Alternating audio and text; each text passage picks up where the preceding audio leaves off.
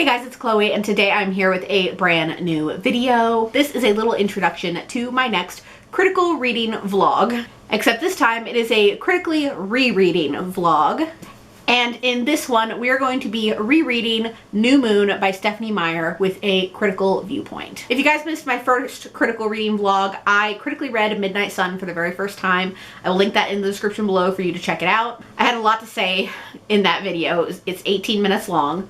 This is going to be my first critical reread. This is going to be a reread because I have read this book before, but I haven't read it in about 10 years. I can also safely say that New Moon is probably the worst book in the series, in my opinion, so this is going to be really interesting. But I'm also excited to read New Moon now that I have heard all of Edward's deep and uncomfortable thoughts, and kind of have a new perspective going into this book. I haven't even started the book yet, so I don't have anything to say, but I'm excited to be rereading this and talking to you guys about it. Welcome to update number 1 of rereading New Moon by Stephenie Meyer. So I've been reading for about 3 days now. Yesterday, I ended up reading like 200 pages. So I've made it a decent chunk through without talking to you guys, which I didn't mean to do, but it kind of just happened that way. So here we are. Today is the 11th of November, so it's Veterans Day, which means I didn't work today.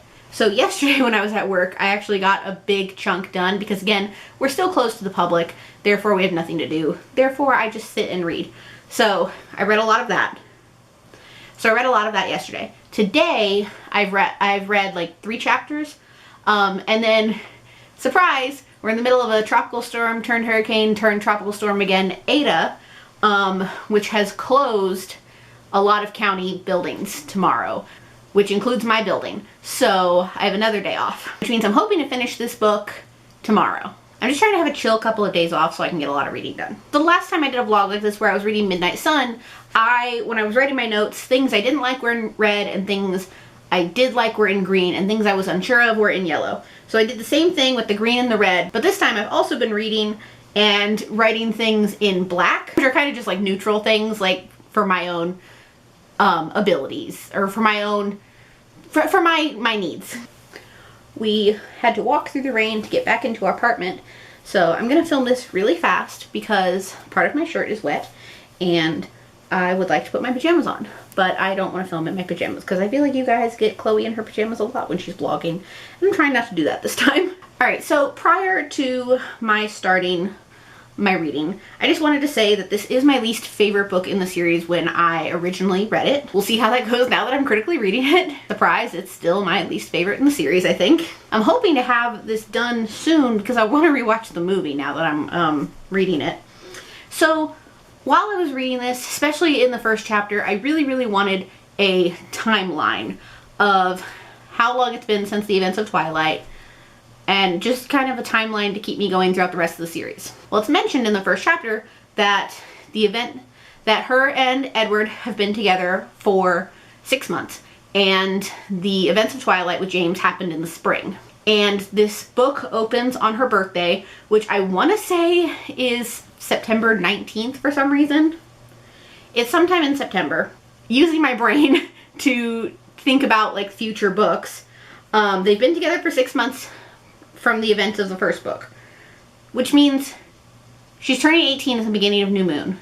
She still gets married while she's 18, so they graduate in the middle of Eclipse, so that's roughly May or June. Then they manage to get married and have a baby before mid-September. I'm planning on keeping this timeline going as I continue with my rereads, but I do know that in Eclipse they graduate and they're in their senior year right now in New Moon, so the events of Eclipse are going to be starting almost like instantaneously after New Moon. Alright, so first thing we're going to talk about, something that irritates me, and that is Bella she's irritated that she's getting older. I get it. You have a vampire boyfriend. He's 17 forever. Okay, so what? Like, getting older is just a fact of life, whether you have a vampire boyfriend or not. So just get over it. Also with these notes, I have been screenshotting, because I'm reading the ebook, I've been screenshotting a lot of quotes and putting them into my notes so I have reference for them. So I did think it was funny because they're planning a party for her, which is basically like the kickoff to everything that happens in New Moon.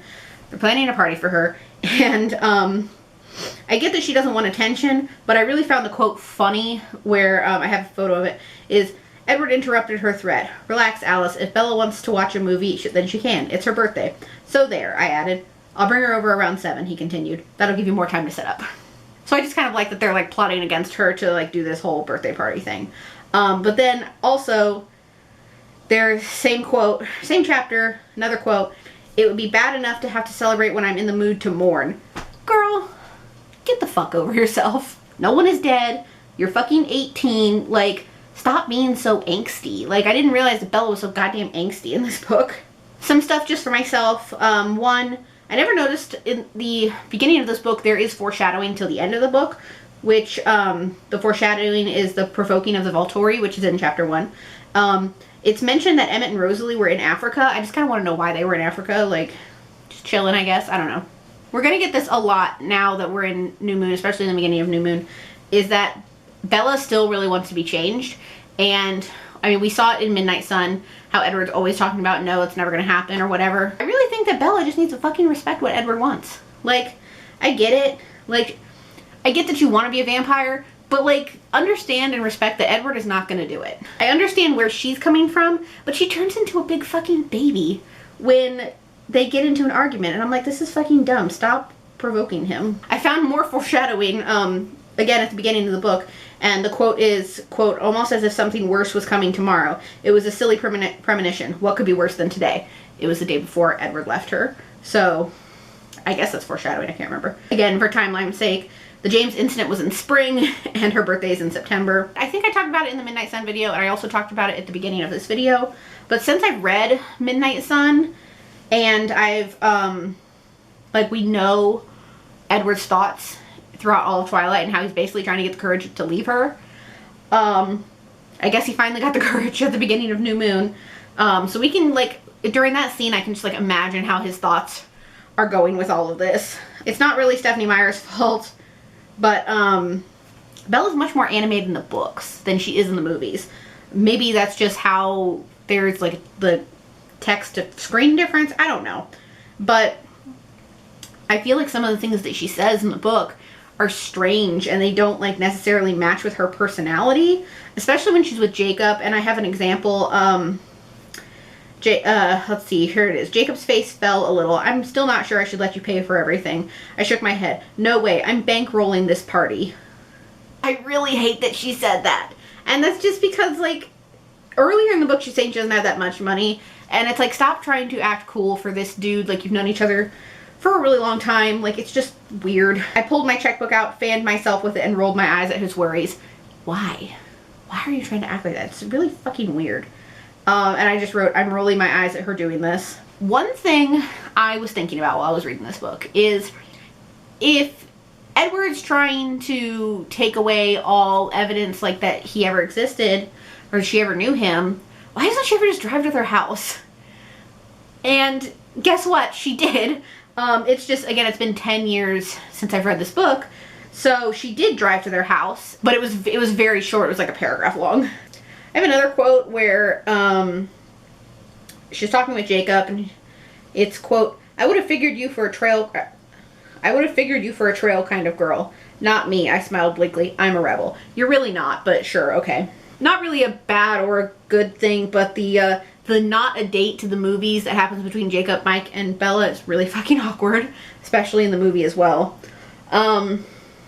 And then just some random stuff, you know, for the least liked book in this series, this book does read quickly, which is very true. I've been reading it very quickly.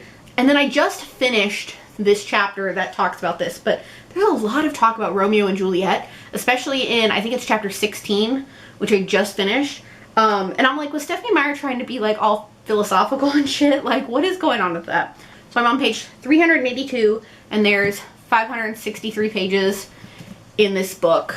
I'm gonna link some articles down in the description below to where people talk about how Stephenie Meyer is profiting off of the tribe that is featured in this book without them getting any compensation. Because this book centralizes around her and Jacob's relationship, I feel like there's a lot that I feel like there's a lot about that tribe that's in here, and I can't really put my thoughts into words when it comes to that. I read a couple of articles about this. I just have a hard time articulating my own words for it, so I'm going to leave those in the description below for you guys to check out, and that'll discuss it way better than I ever could. I just got home from work, and I remember I need to film a clip for you guys before I get ready to start dinner for the evening. So the thing that kind of irritates me with this book is that when Alice returns, Jacob suddenly becomes a massive dick to Bella, and he wasn't that much of a dick when the Cullens were here before. So I'm wondering, like, is this because he wasn't a werewolf then? And just overall, I thought he needed to stop being a prick when he was at Bella's house. Specifically when Alice returned is when he started acting like that. And that's when the story really starts to pick up more, because the Cullens are back and there's a lot of exciting shit going on. So at the end of chapter 18, I was kind of confused at this. At the very end of chapter 18, Bella says she caught sight of a streak of white near the end of the trees and a piece of a shoe. Is this supposed to be Victoria watching? Because it's very confusing. That I wish there was more clarification on. Jane and Alec, they're siblings, right? They're acting very coupley, and I don't, honestly, on top of everything else that is wrong with this series, I don't think we need to add incest on top of it. Arrow also kissed Jane at some point. I don't remember that happening the first time I read it, and ew. I also like, you know, for a character, Arrow is very animated in the book, like his personality, and that really just makes me appreciate Michael Sheen playing him in the films. And then some random things. Wow, I completely forgot a lot of the story, probably because I hated it the most out of all of them. I don't remember Victoria playing such a big part in New Moon. I expected it more in Eclipse, because that's a bulk of her story is in Eclipse. But wow, she plays a big part in New Moon as well. And then the final thing, like, in the whole story that I want to talk about is that I think a vote for, like, at this point, taking a vote for Bella to be changed is stupid. Because Alice is more than willing to. Edward's opinion, like, we don't give a fuck about it at this point. There's a small section here where it's, quote, "I'm just humoring you with this. It doesn't matter in the slightest what they say." Then Bella responds saying this affects them now too. I both agree and disagree with this statement. In a way, it does involve them, because Edward and Bella would be killed, and probably the rest of the family would be killed, because they promised the Volturi that Bella was going to become one of them. And I think Edward needs to stop pretending that it's not going to happen. And then at the same time, it really doesn't matter what the rest of the family thinks. It's Bella's life. And then really quick, I just want to go into my final thoughts overall. I'm not going to lie, this one was tough to reread with a critical eye. I had a hard time. And I think a lot of the time was that I found myself lost in the story how I was when I originally read it. And I forgot that I was supposed to be reading it with more of a critical eye. I think the new title of this video is Attempting to Critically Reread New Moon. In this book, I had a lot of issues with Bella's personality. I felt like a lot of the time she was trying to act like somebody she wasn't. And let's get honest, it was harder to read Midnight Sun than it was for this one. Midnight Sun drags on for 650 pages. This doesn't, probably because I read it before, but Midnight Sun was worse. Down below in the description, I'm leaving some articles relating to Stephenie Meyer and the Twilight phenomenon, in the effect that it has with indigenous culture, specifically with the Quileute Tribe, because they are a real tribe. And I'm also leaving a link to their website, because they are trying to move to higher ground, and through that link you're also able to donate. Honestly, the discussion is so interesting for me, because Twilight is such a huge phenomenon, and it was a large part of me growing up. I read it 10 years ago. Thinking about it now, I was probably too young to read it. So that is all I have for this attempting to critically reread New Moon.